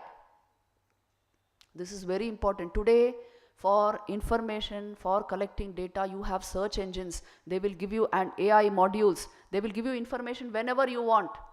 But training the will to be of service to others, to use energy to do good to others. Idar ಬಗ್ಗೆ ಏನಾದರೂ training ಇದೆಯಾ ನಮ್ಮ educational ಸಿಸ್ಟಮಲ್ಲಿ? You think and see. We are not empowering our students with the right kind of will, which utilizes the energy for the welfare of others, for the good of others. This Karma Yoga, adakke it should be an essential part of educational training. As teachers, please ensure this. Very, very important. Otherwise, students will scatter their energies. Today, there is no dearth of distractions for our students. This is an age of overstimulation, overexposure. So they will just waste energy if the will is not directed towards some idealistic goal in life, some great goal, some greater good to achieve. If this is not done, and if you don't inspire your students to do this, it will be a sheer waste of energy. Collection of information is not education. Directing the will towards greater causes is education, Vivekananda says. So let us understand this. Please see, one inspiring teacher can inspire 1,000 minds. And if we do not have this idealistic bent of mind, we cannot inspire. It is not about sharing data. This phone will share it better. It is about inspiring the mind and giving it a value system which you yourself hold dear. Only a man of values can transmit value. That is the role of the teacher then. So Vivekananda makes all this very clear. And then the third point which he insists upon is the ability to concentrate. That is at the heart of education process. Training the mind, that is why. He says, to me, the very essence of education is concentration of mind and not the collection of facts. Vivekananda also said, if I had to have my education over again, and if I had any choice in the matter, I would only opt for building concentration of mind, training the mind, and then I would collect facts at will. So how to build concentration, how to build focus, this essential part of educational training. When we have a science of consciousness, it connects immediately with the science of attention. Because attention is actually a beam of your awareness coming into your mind guided by your will. When you have a science of consciousness, you will know how to build attention and focus. When you have a science of consciousness, you will know how to do mind management, which is the number one problem in students. Isn't it? Because they have passed through so much of stress and all kinds of anxiety disorders, panic.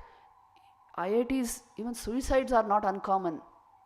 So idella yaak aagta ide, because we have not given them tools of mind management and emotional intelligence.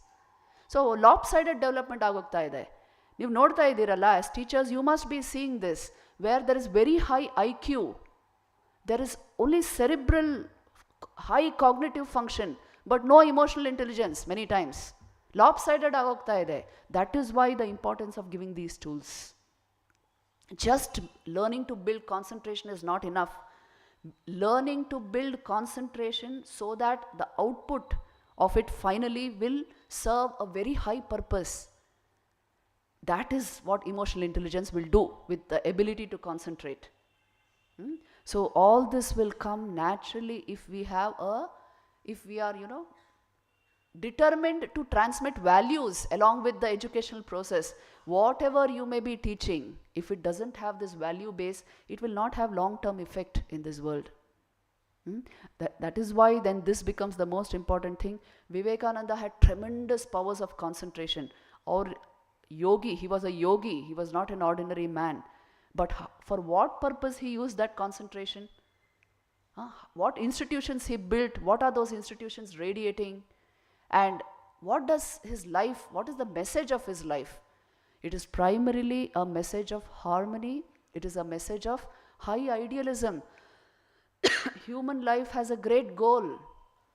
And to bring our energies to the realization of that goal, that is the purpose of human life.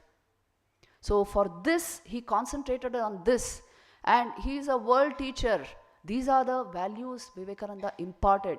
For teachers, that is why it is very, very important to be value oriented.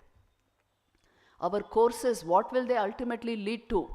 And what value are they giving to the student in front of you? This has to become very important. I can give you one incident from Vivekananda's life, and I will finish my talk.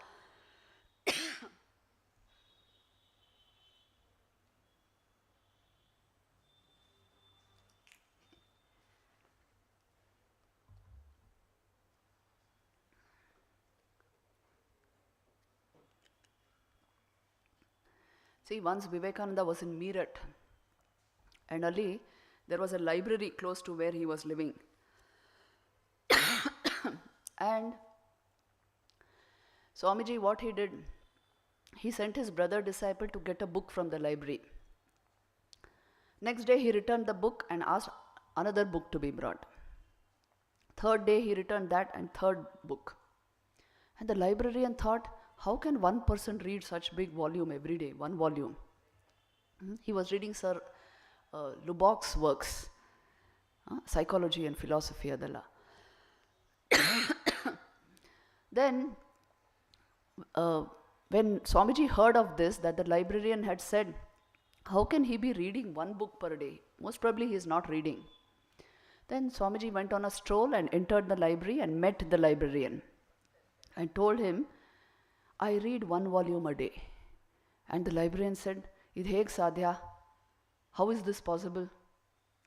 And then Swamiji said, look, it is possible through concentration of mind. It is possible through purity and concentration of mind. And then he said, see, you may be reading word by word. I read paragraph by paragraph and then page by page. Because my mind, when I just rivet attention, it absorbs what is on the page like a sponge. So I read the book in a kaleidoscopic fashion. What you are doing with words, I do with paragraphs and pages. And so I read one book per day. You can ask me anything from the book. And he asked him, some random page he opened and asked him something. Exact verbatim what was written there, Swamiji gave the answer. Id heg sadhya nodi. This is the power of the human mind. If I know how to focus it, how to concentrate, I can collect facts and figures and data and information at will. But if I cannot concentrate my mind due to the tremendous distractions around us, I will not be able to equip myself with any form of knowledge. So very, very important. That is why I said for teachers to give this to students, inspire them to be able to concentrate at the highest level and use their energy for valuable purposes. It is important to transmit values along with the educational process. This is the whole point I am trying to make. And as teachers, if you can do this, really you are the game changers. Tomorrow we will not be facing an India filled with corruption and crime and all that, if we are able to do that. So teachers always have a big responsibility. To the extent we can instill values in ourselves, you can inspire values in others. So with this, I will end my talk because time is up, but I will open the floor for questions.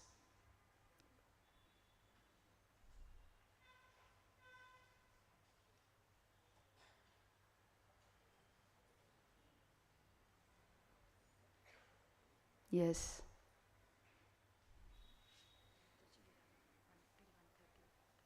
Oh, okay.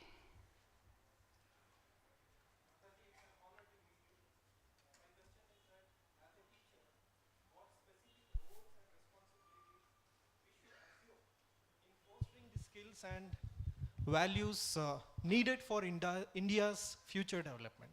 Yes. See, the future belongs to technology, no doubt. But technology, although technology is neutral, technology has enormous distractions, right? So, along with imparting skills, imparting information, it is essential for teachers to impart mind management skills also. Mind management skills. You know, the cream of educational institutions in India are opting for this first and foremost for the simple reason they are seeing this. See, in 2018, we had a course on science of happiness at IIT Delhi. I'll give you from my own experience. Now, that course broke all records because maximum number of students came to that course and it had to be shifted to the seminar hall. So in that course, what they learned in 2018, in 2023 when I was in the US, those students were working in the US. So they came to me and they told me, Mataji, we spent 8 years at IIT Delhi, but we only remember that course. Why do they only remember that course? Self-knowledge. It has to do with changing their mindsets.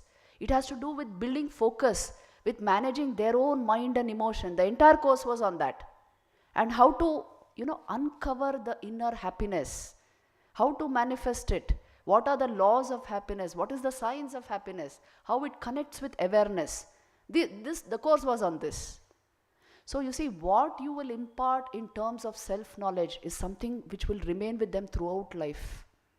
And what you impart to them only in terms of information. Tomorrow that information will change. Information changes every few years. So impart them something of permanent value through the educational process. That's the only way we can do it, isn't it? So this is the first and foremost thing I will tell to teachers. Inspire them towards a great ideal. And you'll see it will pay off like anything in the long run. Will you be able to do this? Yes. A value-based life will inspire values.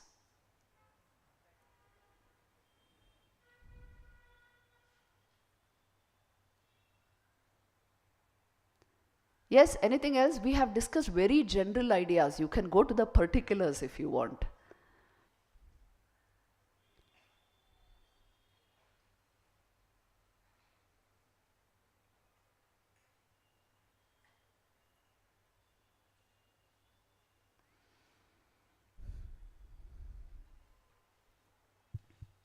Namaste, I'm Ravi Shankar. I feel that the students are pressurized too much in today's world. So how to get rid of it? So because of multiple Yes. activities and everything, so they are pressurized too much. So how to get rid of it? That is why I talked about mind management tools. This pressure which they are feeling and unable to manage time and anxiety disorders and peer pressure and of course the parental pressure is always there. So in order to be able to manage all this, it is important to learn mind management tools. See, if you manage mind well, you will manage time well, relationships well, even ambiguities well. Workplace ambiguities, you'll be able to manage it well. But for that, what are the tools for mind management? How to calm down mind? Practically, I will tell you. What are the techniques to attain calmness of mind? You know the most simple technique for becoming calm just now? Breathe deeply. Learn to breathe deeply, the mind will calm down just now. See, it's such a simple technique. And the more shallow our breathing, the more restless the mind will remain. So for a student throughout the day, because he has so many deadlines, so many things to cover, that is why breathing, proper breathing, proper posture and behavior, if all this he is able to put a check on, a little training in this, naturally the cognitive capacity of the mind increases. So a little bit of training, mind management training, first is how to calm mind, then how to handle emotions. Because that turbulent age where emotions can actually hijack intelligence, it is important to give training in emotional intelligence. That's why in many universities today there's a subject called relationship psychology. Have you heard? No. Relationship psychology one dodda subject agide ivaga. How, what are the laws of human relationships? When do they work, when it doesn't work? And what is required for a relationship to work? Why committed relationships are important?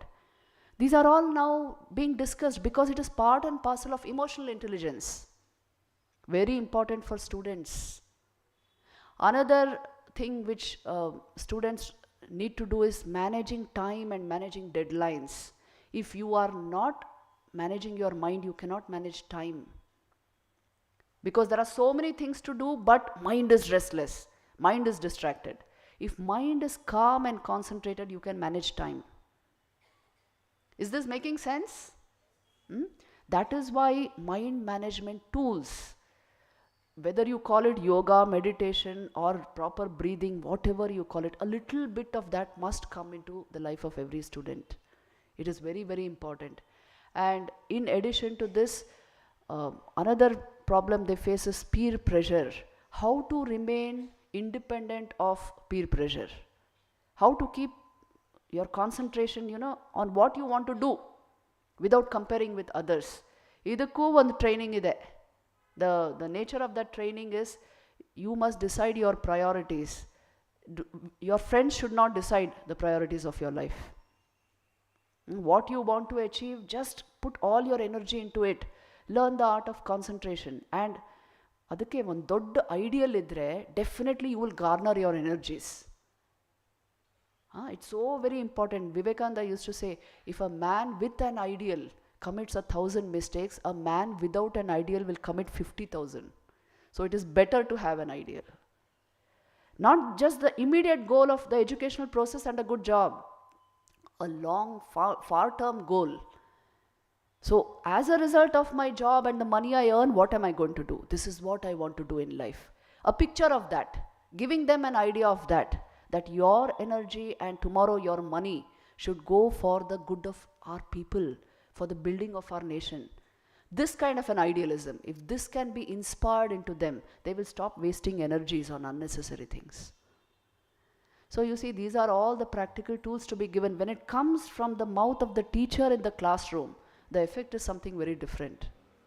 So take responsibility for that. Yeah. Namaste, madam. Dr. Praveen Kashyap from Shesharpam College. From the morning, sessions were too good. Really, I'm very happy. But the thing is, when it comes to the question of practically implementing certain things, whatever we have discussed here, in reality, 99% will not happen. Everybody, I think, suggests us, sometimes agitates us. You should be selfless and you should work for the society and you should give your 100%. The zeitgeist, the spirit of the era, it has changed. The money, the thing came and literally ruined everything. And in spite of this, we all are, asked to do this, be selfless. Okay, we'll do. But the thing is, once again, the system comes into picture. We ask students to be disciplined without even giving them what is the actual meaning of discipline. We just call him and stand in the queue, that is discipline. We just come with the uniform and you just wear, you should be tidy. This we call it as discipline, but if you ask him, what do you mean by discipline? He will not tell the answer. Isn't it? So this is how the system is running, and everybody is telling that you people should change yourself, change your attitude. You people should be selfless. Okay, we'll do it. But the thing is, we have to design the system better. This is the need of the hour. What is that you wanted to tell for this? This is my question. How do you design a better system? That is the question. See, many times changes do not come from the top. Changes can be made by people who want change to happen. So if you're so keen that the very administrative apparatus should change in educational institutions so that, really students are enabled to pursue what you want them to pursue and they are disciplined, then definitely you must raise your voice against it. You must garner support from your side because, it's not always, the Senate will always listen to whichever teacher is willing to come forward and try to make the change. So unite on your own front and voice your opinion. I can tell you this with my own experience with educational institutions. See, we never go and try to impart any kind of spiritual culture. In Delhi, it's next to impossible to do that. But they themselves came and approached us for the simple reason. See, I'm telling you where the change can come from. For the simple reason, they had been attending the Sunday classes at our mission. And they felt a sudden interest in the very rational Upanishadic observations. And they felt an interest in self-knowledge. So they approached the Senate and said, we would like to install a course. Let us be pioneers in this, on this kind of a subject, which will also motivate the students because it will give them self-knowledge. The entire thing was done by the faculty of IIT Delhi who approached the Senate, and finally the director got it passed through them, and the courses are running every semester. Almost you have a course on self-knowledge. So you see, it's not that always change begins from the top. If you feel intensely about something, you also get the power to make that change happen. Only the coordination of wills is important. A number of you who want the change must unite and voice your opinion like that. If this can be done, I'm sure changes can be made. Power is required to make change. So first develop your own powers. It's a possibility.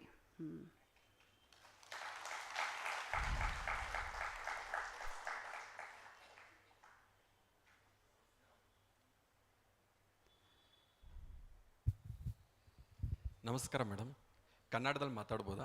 ಹಾಂ, ಮಾತಾಡ್ಬೋದು. ಅರ್ಥ ಆಗುತ್ತೆ. Okay. Motivation ಅಂತ ಹೇಳಿದ್ರಿ, ಒಳ್ಳೆ ಮೌಲ್ಯಗಳಿರಬೇಕು ಅಂತ ಹೇಳಿದ್ರಿ. Very good madam, ಅದು ತುಂಬ ಚೆನ್ನಾಗಿರುತ್ತೆ. ಟೀಚರು ರೆಸ್ಪಾನ್ಸಿಬಿಲಿಟಿ ಲೆಸನ್ ಜೊತೆಗೆ ಮೌಲ್ಯಗಳನ್ನ ಹೇಳ್ಕೊಡ್ಬೇಕು. ಅದು ತುಂಬಾ ಇಂಪಾರ್ಟೆಂಟು. Very good. ಅದನ್ನು ಹೆಂಗೆ ಹೇಳಬೇಕು ಅನ್ನೋದು ಹೇಳಬೇಕು ಒಂದು. ಎರಡನೇದು, ಟೀಚರ್ಗಿಂತ ನಿಮ್ಮಂಥವ್ರು ಜಾಸ್ತಿ ಪಾಪ್ಯುಲರ್ ಆಗಿ ಎಲ್ಲರಿಗೂ ಹೇಳಿದ್ರೆ ಒಳ್ಳೆಯದು ಅನ್ನಿಸುತ್ತೆ. ಎಕ್ಸಾಂಪಲ್ ಆದಿಶಂಕರಾಚಾರ್ಯ ಆಗಿರ್ಬೋದು, ಸ್ವಾಮಿ ವಿವೇಕಾನಂದ ಆಗಿರ್ಬೋದು, ರಾಘವೇಂದ್ರ ಸ್ವಾಮಿಗಳಾಗಿರ್ಬೋದು, ಆಮೇಲೆ ನರೇಂದ್ರ ಮೋದಿ, ಇವಾಗ present prime minister Narendra Modi ಆಗಿರ್ಬೋದು. ಸೊ ಅವರೆಲ್ಲ ಮೋಸ್ಟ್ ಅಚೀವ್ ಆಗಿರೋದು ವಿತ್ ಫ್ಯಾಮಿಲಿ ಅಲ್ಲ, without family.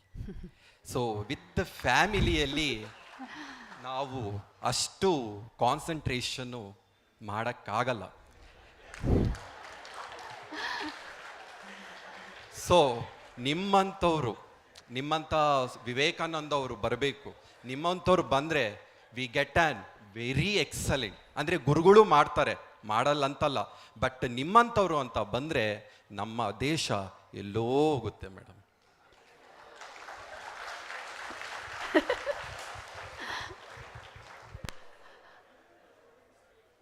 So there's no question ಅಲ್ಲಿ. It's a conclusion. ನೋಡಿ, spiritual forces will definitely support your efforts, no doubt. But ನೀವು ಪ್ಲೇ ಮಾಡೋ ರೋಲ್ ತುಂಬ crucial role, because on an every day basis you are handling students. ನಾವು ಯಾವಾಗಲೂ ಒಂದು ಸತಿ course ಆದಾಗ ನಾವು ಹೋಗ್ತಾ ಇದ್ದೀವಿ ಅಲ್ಲಿ. They are not seeing us on an every day basis. But the original knowledge of the scripture and the inspiration that is something true can come from a spiritual source. But in everyday life, they will be seeing you and what you hold to be dear. And ನಿಮಗೆ ಯಾವುದು ನೀವು ನಿಮ್ಮ ಲೈಫಲ್ಲಿ ಏನು prioritise ಮಾಡಿದ್ದೀರಾ ಅದೇ ಅವ್ರಿಗೆ impact ಆಗೋದು finally. So let every teacher be a great inspiration to students. ಆ ಥರ ಒಂದು inspiring life, value based life. And what you said that family ಇದ್ದರೆ ಅದು ಒಂದು ಇದು ಒಬ್ಸ್ಟಕಲ್ ಥರ. See many times family also is a school. It teaches us certain things, isn't it? ಆ ಥರ ಅದು ತೊಗೊಂಬಿಟ್ಟು make your way towards your higher goals, and then you will embody what you actually value most. You will embody and you will be able to radiate it to students. ಎಷ್ಟೋ ಸತಿ ಅವ್ರಿಗೆ practical guidance ಬೇಕಾಗುತ್ತೆ, some level of discipline in their every day life. So all that you can definitely inspire. In terms of values I am saying, your subject of course you will be imparting, but all this also in some way, if you can inspire. See, what we actually give energy to, that goes forth from us. So ನಾವು ಯಾವುದೆಲ್ಲ energy invest ಮಾಡಿದ್ದೀವಿ ಅದು ನೋಡಬೇಕು, ನಮ್ಮ interest ಎಲ್ಲಿದೆ, that you will be unconsciously imparting. So take care of this in our own lives as teachers.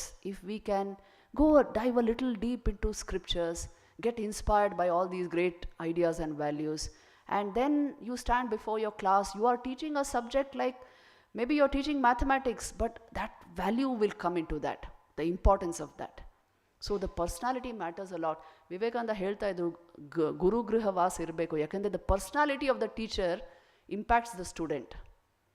So ಬರೀ ಒಂದು value system ಇಟ್ಕೊಂಡು somehow to be able to that young ಮೈಂಡ್ಗೆ ಆ ಐಡಿಯಾ ಬರಬೇಕು that a great life like this can be led. That's all. That's the role we can play. ಅಷ್ಟೇ.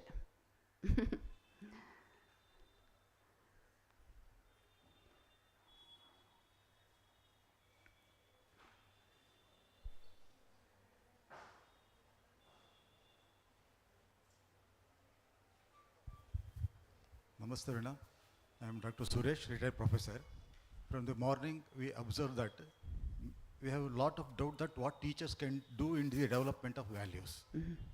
But nowadays, what I feel is, it's not a separate value to be taught in a separate class. And values have to be caught but not taught. Correct. That's the thing. And one more point is, since I am a biology based, I will give one example.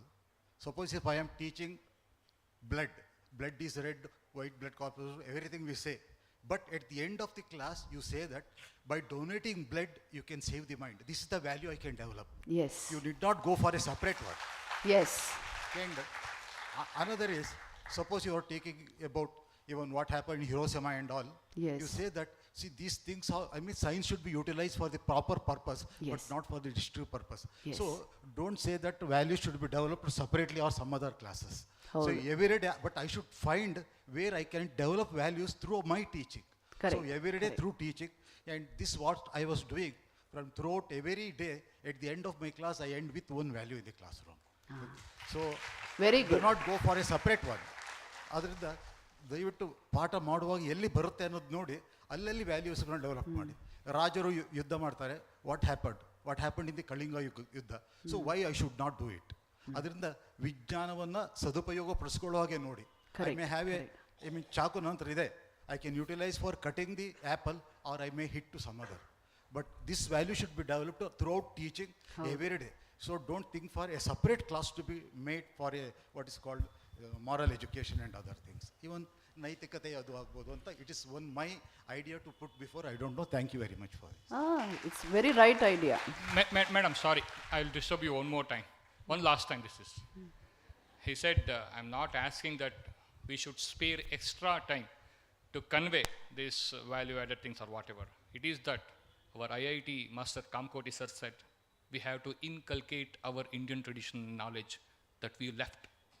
Right, I have taken my PhD award from Kautilya Sastra. That is interdisciplinary only. Right, everybody said that being a commerce teacher, why you go to Sanskrit and why you are learning the Chanakya's Arthasastra, and he has given all the commerce, most of the commerce, whatever we are running today, it has been already researched by Kautilya 2000 years ago. This is the beauty and the power of our ancient knowledge.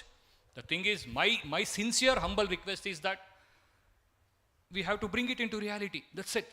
We'll speak here, we'll go away. Right? But once again, we are after the Western authors and their cultures, and we are doing it. That I have to eradicate. That is what is my intention. Sorry. See Indian knowledge systems ಅದರ ವ್ಯಾಲ್ಯೂ ಏನಿದೆ ಅಂದರೆ they will naturally make you ethical and moral. ಯಾಕೆಂದರೆ when you have a spiritual tradition, it is analysing the problems of your existence itself. Naturally it will turn you towards ethical values. ಅದು ಸೆಪ್ರೇಟಾಗಿ you don't have to like why you see today's students ask this question, why should I be moral at all? Delhi ಯೂನಿವರ್ಸಿಟಿಯಲ್ಲಿ they as this question, JNU ಅಲ್ಲಿ they as this question, if by fooling somebody I can get more money, why at all should I be moral? You should be moral because otherwise you can't control your own mind. It will take you to such a place you will not be able to control anything in your life. So for your own sake you must become moral. So you see these traditional knowledge systems which we had, yoga, vedanta, enadru heli yavadadru, even sankhya, you will see strongly moral bias ide adralli. Yakendre that is the only way you can handle your mind. You can control your mind and achieve the higher goals of life. There's no other way. So if you instill these Indian knowledge systems, naturally along with that will follow all ethical standards. Otherwise students will ask, nan yak discipline follow madbeko? Why at all should I do it? So for the simple reason, then only you can become a real achiever and you can contribute positively to this world. In a huge way you can contribute. So you see, just commit yourself to bringing this precious knowledge. It is not a matter of religion or philosophy or anything. It is life-giving waters of spirituality for elevating our own mind. And that is to be given. Values are to be given, imparted in schools and colleges. The more sensitive we become to value, to these values, we'll be able to impart them better. So teachers have to develop that sensitivity first of all. Teacher ilde idre, even knowing who I am is not possible. What is the potential within me? That also cannot be known. And that is why somebody is required to tell this. Somebody is required to point it out. So that is the value of a teacher. I'll give you one short Vedantic story and we will end here. How a teacher works and without teacher yenagate anta. Nodi, there was one, this story I read in a book. It's almost a Vedantic story. There was an eagle had laid 2 eggs on a thatched roof. And those eggs rolled down and one egg fell into the hen coop. And the eagle quickly swooped down and carried away the other egg and to another nest somewhere in the forest. So it hatched and became an eaglet. But this egg which fell into the hen coop, it hatched in that hen coop where there are hens and chickens. So when it came out of the egg, that eaglet thought it is a chicken, it's a chick. And all the chicken there also thought it is one of them. So aatarane adu, it started pecking, it started hooting, just like what a rooster would do. Although it was dark in color, the chicken assumed it is one of their hens, it is one of their chicks.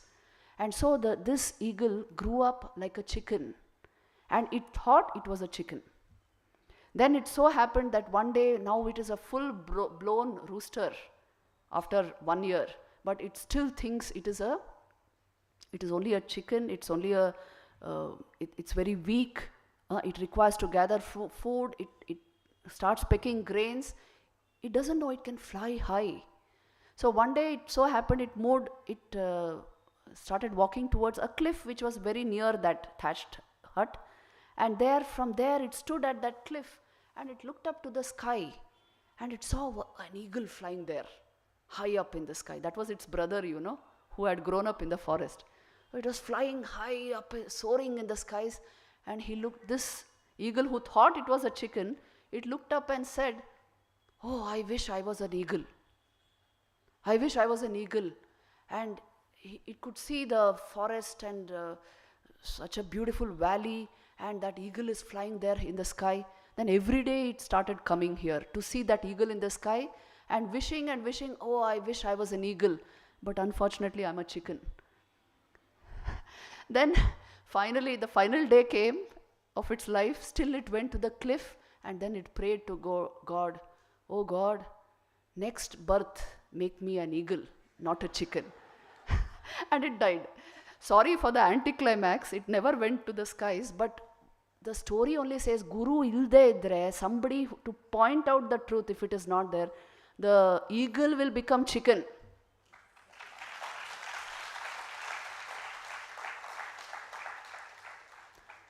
And that is why somebody has to keep telling, this is your real nature. You are the self, all power is already within you. The greatest forces of the universe are working in your own system. And you are capable of anything and everything. Vivekananda gave us this message only. Arouse the infinite power of the soul. And if an inspiring teacher is there, agogate. It is easy to do it. So with this, let me conclude. It's 1:30. Om Shanti, Shanti, Shanti.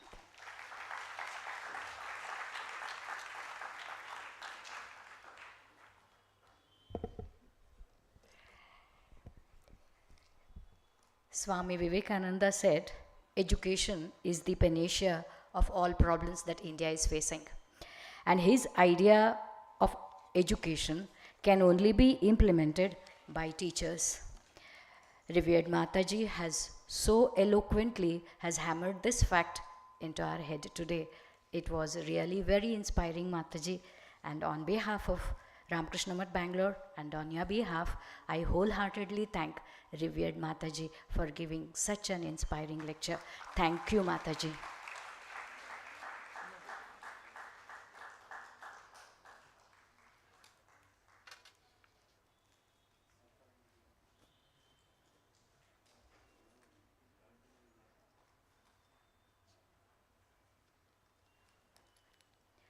With this, we come to the end of this program. Now, Prasad has been.